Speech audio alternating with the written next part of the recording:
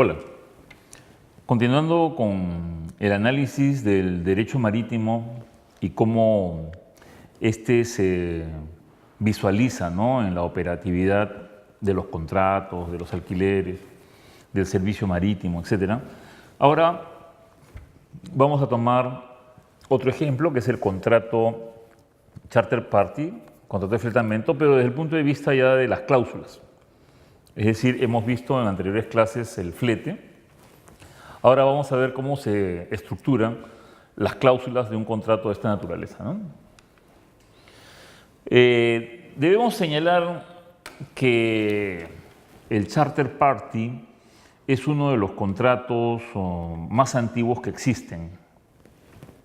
También podemos afirmar que el charter party es uno de los contratos más completos que existen y también es uno de los contratos más, digamos, complejos que existen, ¿no? Es un ejemplo de cómo la racionalidad del ser humano logra plasmar un acuerdo de un servicio tan amplio como es el servicio Trump en un contrato en donde las partes se comprometen y se obligan a respetarlo, ¿no? Entonces, la especialidad también es algo importante en los contratos, no solamente en los buques. Y hoy día tenemos charter party de diferentes tipos, ¿no? Algunos de ellos llamaremos la atención. Por ejemplo, el primero que tendríamos que conversar es el Voyage Charter. El Voyage Charter, como su nombre lo dice, es un alquiler del buque por viaje. El Voyage Charter es un contrato en el cual el buque se contrata para que vaya a un puerto de origen, en ese puerto de origen recoja una mercadería y la traslade a un puerto de destino donde la debe descargar.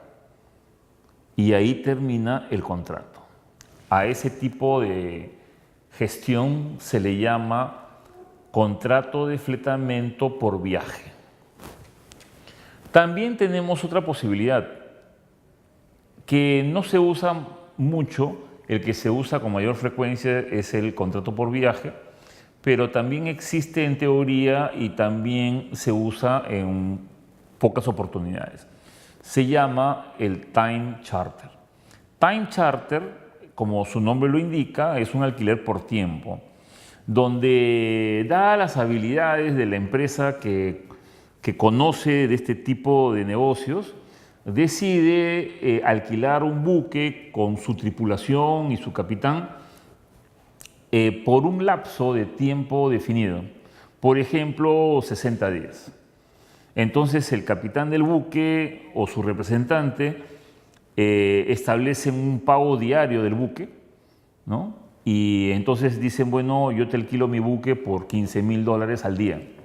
Y entonces el exportador o embarcador o charterer le dice, estoy de acuerdo. Y entonces se fija la entrega del buque en un puerto determinado, en una fecha determinada, a una hora determinada, y a partir de ese momento comienza el conteo, que son $15,000 por día.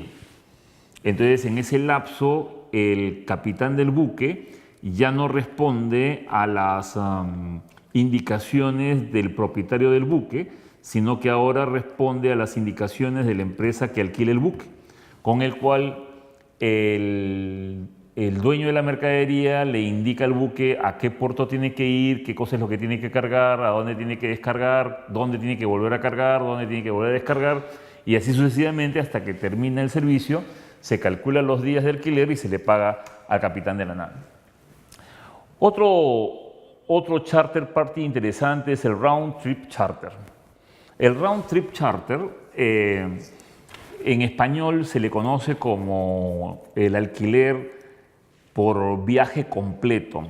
El viaje completo es interesante porque se establece un puerto de origen y un puerto de destino.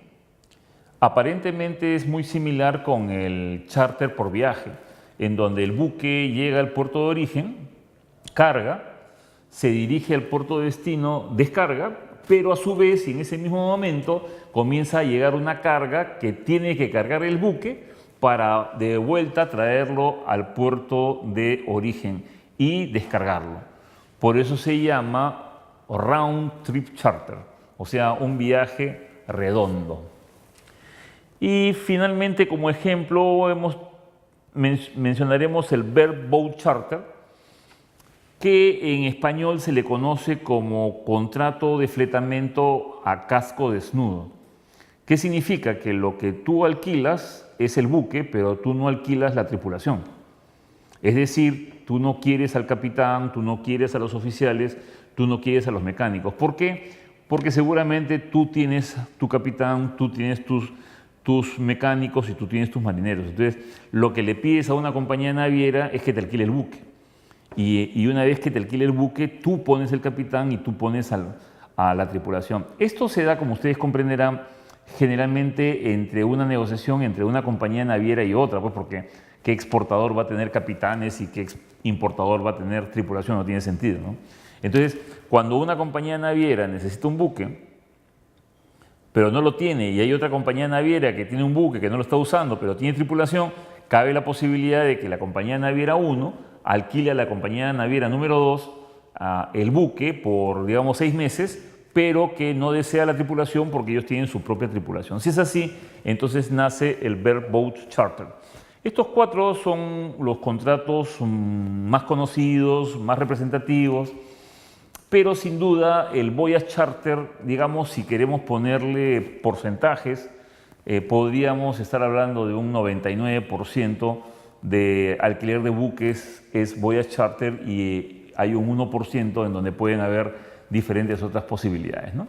Generalmente cuando se habla de contratos de fletamento nos lleva necesariamente a hablar del contrato por viaje, ¿no? Que es el más importante. Bueno, en el tiempo también se han generado diferentes tipos de especialización sobre contratos de fletamento, pues, ¿no? Porque no es lo mismo transportar petróleo que transportar animales vivos. Entonces el charter party que alguna vez se desarrolló para transportar petróleo, después han habido pues miles y tal vez millones de contratos charter party para transportar petróleo. Entonces, hoy día encontramos en internet contratos petroleros que han sido ideados hace 100 años y que han sido mejorados infinitamente y que hoy día tenemos contratos que han sido utilizados pues por miles de buques o de repente millones de buques por cientos de empresas. Y entonces la pregunta es, si tú vas a elaborar un contrato para transportar petróleo, tienes dos posibilidades, ¿no? O comienzas de cero y comienzas a preguntar qué podríamos poner en la cláusula número 1 y qué podríamos poner en la cláusula 34, cuando en realidad en Internet tienes un contrato tipo para petróleo, tienes un contrato tipo para granos secos, tienes un contrato tipo para gases, tienes un contrato tipo para animales vivos, tienes un contrato tipo para productos químicos. Entonces, por cada tipo de producto ya existe un contrato o algunos contratos tipos. Entonces, ¿para qué vas a inventar la pólvora si ya tienes los contratos hechos, elaborados y miles de veces probados? ¿No es cierto? Entonces, obviamente lo tomas y por supuesto pues que cambiarás algunas cláusulas, afinarás algunas cláusulas, o obviamente pondrás el nombre de tu empresa, el nombre del buque, el tipo de mercadería y ya tienes un charter party, ¿no? No tienes por qué estar inventando nuevas cláusulas, ¿no? Entonces hay tipos de charter party para minerales, para granos como maíz, como el arroz, para el petróleo, para los lubricantes, para las gasolinas, ¿no? Para los animales vivos, por ejemplo, hay transporte de charter para vacas, hay transporte de charter para bueyes, hay transporte de charter para caballos, ¿no? Entonces ya existe predefinido un contrato que podemos usar como referencia. Muy bien, entonces vamos a hacer un análisis del charter de viaje de productos secos, de granos secos, que es, digamos, el mayoritario hoy día en el mundo, ¿no? Muy bien, número 1, obviamente definir el objeto del contrato, algo que ustedes saben perfectamente. 2, la vigencia, a partir de qué fecha comienza a valer este contrato y en qué fecha culmina. Los datos del buque, ¿no? O sea que ahí tenemos que escribir qué buque se está contratando, ¿no es cierto? Las medidas del buque, el largo, el ancho, o sea, la eslora, la manga, el puntal, que es la altura del buque, las capacidades de las bodegas, el tipo de buque, si es buque químico, si es buque granelero, si es buque de minerales. El código IMO del buque, que identifica el código, que es como una placa de auto, que todos los buques a partir de este siglo tienen para poder identificar, entre todos los datos que se necesita para identificar este buque, ¿no? Entonces, para que quede claro que estamos contratando un buque determinado y que no vaya a ser que la compañía naviera después se aparezca dentro de un mes trayéndome un buque distinto, ¿no? O sea, que cuanto mejor sea el detalle del buque, para que no haya después discrepancias con respecto a que ese no era el buque que yo había contratado. 4, la clasificación, cosa que ya hemos conversado con ustedes en anteriores clases, ¿no? Es decir, podemos exigir, como habíamos conversado, un mínimo de clasificación, ¿no? Habíamos dicho que los buques se clasifican del 1 al 100, entonces tú podrías tener preferencia por decir que tú no aceptas un buque que tenga una clasificación mayor a 50 porque lo considerarías un buque viejo, un buque peligroso. Es una opción que tú puedes poner, o una clasificación distinta a la que yo he mencionado, que estoy planteándola solamente como ejemplo, ¿no? O podrías exigir que tú trabajas con una clasificadora en especial. Tú quieres que la empresa Bureau Veritas extienda una clasificación del buque porque de repente tú no confías o no conoces otras clasificadoras, pero sí prefieres que sea la empresa francesa Bureau Veritas la que emita un informe del buque, de tal manera de que con el informe de Bureau Veritas que te indica que ese buque sí puede navegar y sí puede transportar la mercadería, entonces tú estarías como charter del buque, como charterer del buque, tú estarías complacido de tener esta clasificación para este buque, ¿no?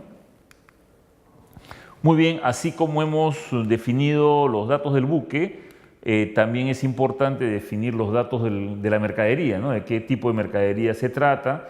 Acuérdense que no basta con decir maíz porque hay diferentes tipos de maíz, no basta con decir arroz porque hay diferentes tipos de arroz, hay diferentes calidades en el arroz. Esto puede ser muy importante porque acuérdense de que el contrato de transportes va a estar amarrado a un contrato de seguros.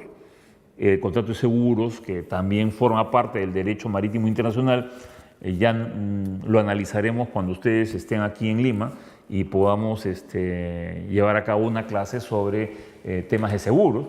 Entonces es muy importante explicar la calidad, la cantidad, la presentación, la humedad, ¿no? Todas las características que ustedes consideren propias para la identificación de la mercadería a granel. Bueno, obviamente los puertos, definir el puerto de carga y el puerto de descarga, ¿no? Indicándoles que no basta mencionar el nombre del puerto porque vemos en las estadísticas del transporte marítimo que existen muchos puertos cuyos nombres se repiten. Por ejemplo, en el caso del puerto del Callao, en el mundo existen 3 puertos que llevan el nombre Callao.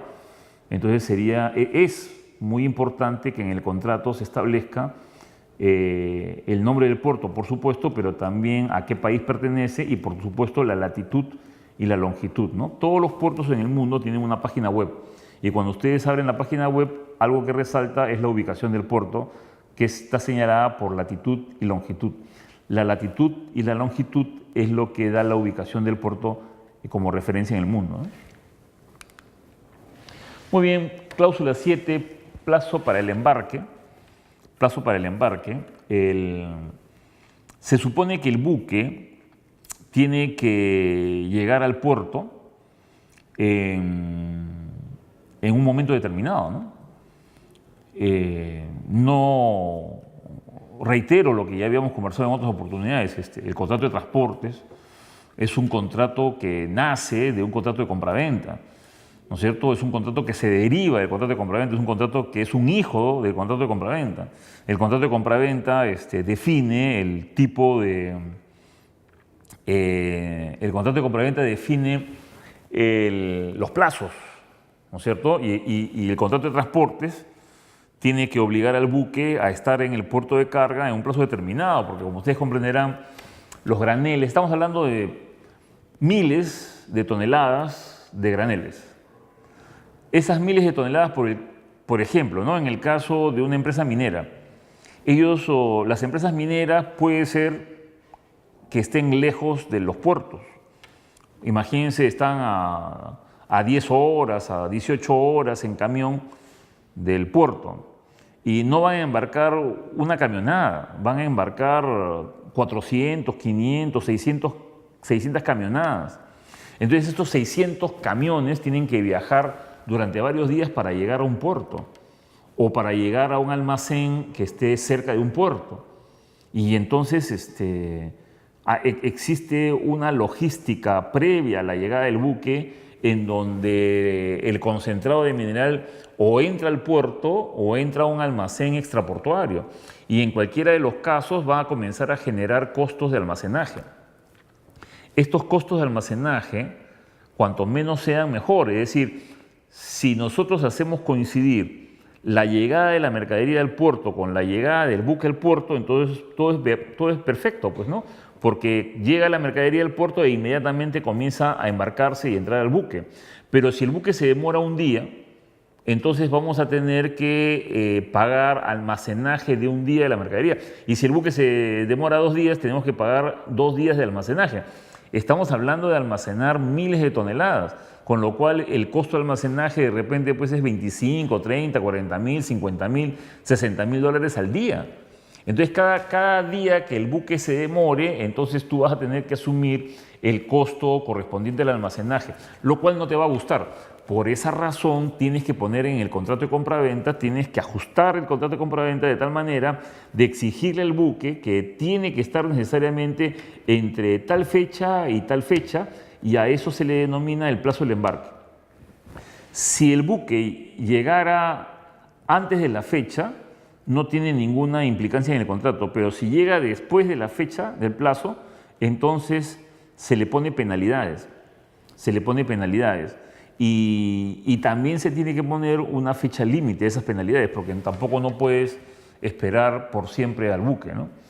E inclusive se podría dar por concluido este contrato por una falta grave en las obligaciones del naviero para con ustedes, ¿no? Y podríamos declarar que este contrato ya no va más porque ya no nos interesa. Tendríamos que contratar a otro buque, otra compañía naviera, ¿no?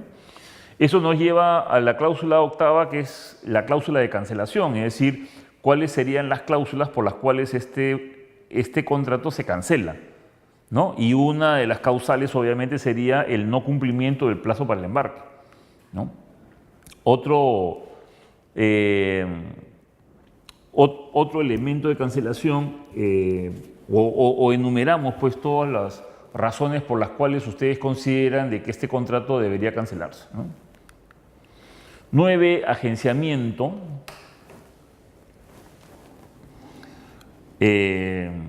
Los buques, cuando llegan a un puerto, los buques tramp, no los buques de línea, sino los buques tramp, son buques que generalmente no conocen a nadie en ese puerto.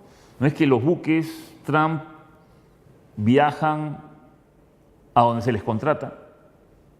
O sea que una empresa china le dice, oye, puedes ir a Australia a cargar una mercadería y después traerla al puerto de Shanghai en China, y el buque va a Australia, al puerto de Perth, y lo lleva al puerto de Shanghai. cuando ese buque nunca ha ido a Australia, cuando ese buque no conoce a nadie en Australia, pero va a tener que ir a Australia y va a tener que cargar en ese puerto. Según los usos y las costumbres del derecho marítimo internacional, los buques para poder trabajar en los puertos necesitan una representación legal, y esta representación legal está dada por empresas llamadas agencias marítimas. Las agencias marítimas en todos los puertos del mundo se forman con la finalidad de representar a los buques, representan a los buques. Entonces, cuando un buque va a llegar a un puerto, lo primero que tiene que hacer es contratar los servicios de una agencia marítima. La agencia marítima asume la responsabilidad de representación legal del buque frente a las autoridades portuarias, frente a otras empresas y operadores en el puerto y frente a terceros que puedan verse, digamos, perjudicados por alguna actividad propia de la compañía naviera en cuestión y de su buque o de su tripulación, ¿no? Por ejemplo, ¿no? ¿Qué sucedería si este buque que tiene que ir por primera vez al puerto de Australia llega a Australia y de pronto su sistema de seguridad de drenaje falla y comienza a salir a través de las tuberías, comienza a caer petróleo o comienza a caer aceite o comienzan a caer aguas hervidas en el puerto de Australia? Entonces eso generaría un problema de índole sanitario, podría ser un problema de índole ecológico y podría generar miles de dólares en perjuicios y por supuesto miles de dólares en multas y responsabilidades civiles y también responsabilidades penales. Entonces, ¿quién tiene que asumir todos esos problemas? Obviamente el buque, pero su representante sería el agente marítimo quien pone, digamos, a disposición de las autoridades de ese país, de Australia, que él representa para todos sus efectos este buque. Entonces las autoridades tendrían que irse no contra el buque, sino se van contra la agencia marítima que representa al buque. Otro ejemplo que podemos poner es que el buque, cuando llega a un puerto, estamos usando el ejemplo de Australia, cuando el buque llega al puerto australiano, necesita reabastecerse de alimentos, ¿no? Necesita, para ir de Australia a la China, seguramente ese trayecto va a durar pues 60 días o 80 días. Entonces, si no va a tocar ningún otro puerto, entonces este buque tiene que abastecerse de alimentos. O sea, tiene que comprar en Australia, tiene que comprar carne de res, carne de pollo, carne de cerdo, tiene que comprar arroz, azúcar, café, ¿no? Tiene que comprar pan, tiene que comprar galletas, tiene que comprar mantequilla, tiene que comprar queso, tiene que comprar arroz, tiene que comprar papas, tiene que comprar choclos, tiene que comprar paltas.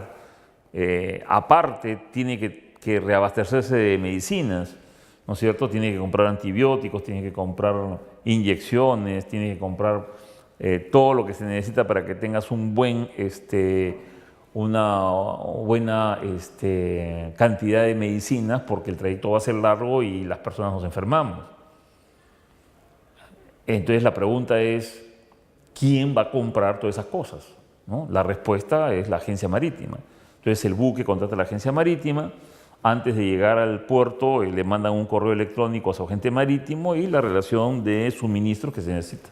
Entonces el agente marítimo, faltando 2 días para la llegada del buque, sale con su camioneta, se va a un mercado mayorista y compra papel toalla, compra papas, compra lechugas, compra sacos de arroz, compra pollo, compra todo lo que le han pedido. Se va a una farmacia y pide un montón de medicinas, todo lo pone en cajas y cuando el buque llega se lo entregan.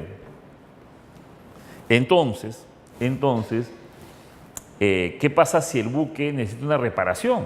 ¿No? ¿Qué pasa si el buque necesita pues la reparación de su radar que no está funcionando? Entonces, De igual manera, antes de que el buque llegue al puerto, manda un correo a su agente marítimo y le señala que necesita la reparación del radar. Entonces, faltando unos días para la llegada del buque al puerto, el agente marítimo comienza a buscar un técnico de radares.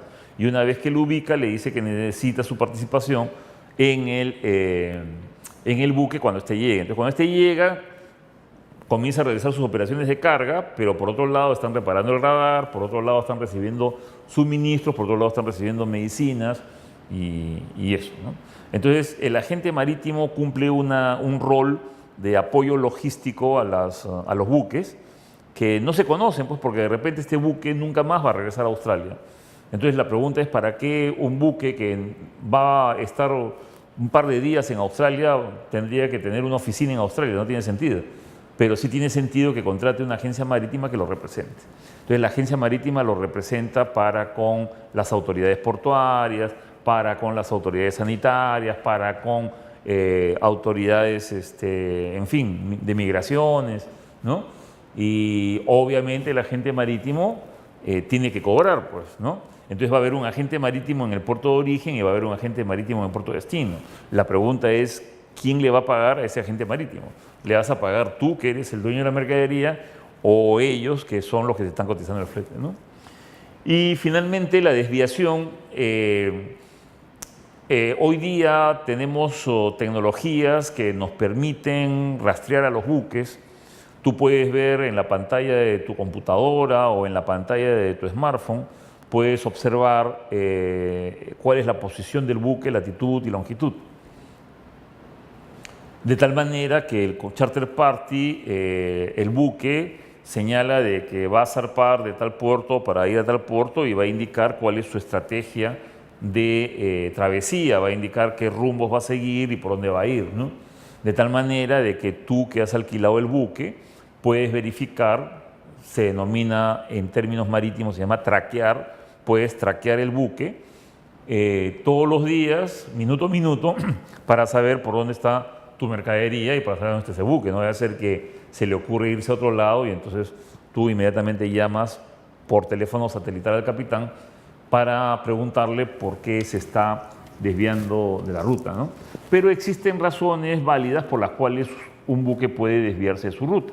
Una de las razones válidas es, por ejemplo, qué pasaría si existiera una persona con algún problema de salud que requiere inmediatamente, pues, evacuarlo en el puerto más cercano, ¿no? Entonces, el buque tiene una ruta establecida y un marinero que está con un dolor de apéndice, entonces no se le puede operar en el buque, pues. Entonces, en este caso, en este ejemplo, tendríamos que ir, por ejemplo, a las Islas Hawái y dejar ahí al marinero y nosotros continuar. Pero eso va a determinar la desviación de la ruta y obviamente se hace porque existe una persona que necesitaba un servicio de salud de manera urgente, si no se moría. Entonces, en la cláusula número 10, en lo que es desviación del buque, podríamos enumerar las condiciones en las cuales se podría aceptar que un buque se desvíe de su ruta. Más adelante seguiremos analizando las demás cláusulas del Charter Party.